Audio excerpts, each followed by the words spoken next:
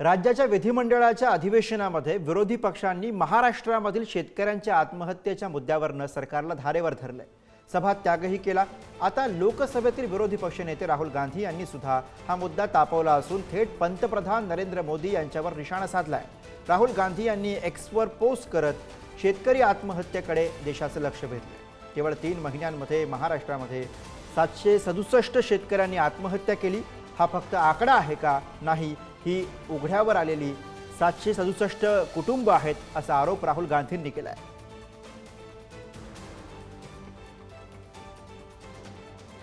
मला वाटतं सरकार एकाही शेतकऱ्याच्या आत्महत्येबद्दल गंभीरतेने काम करत आहे।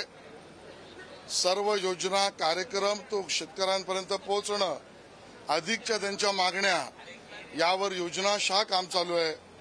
झालेल्या आत्महत्यांच्या बद्दल सरकार सुद्धा अतिशय गंभीर आणि संवेदनशील आहे। माननीय कृषी मंत्री आणि मुख्यमंत्री यावर योग्य निर्णय घेऊन कार्यक्रम घोषित करतील।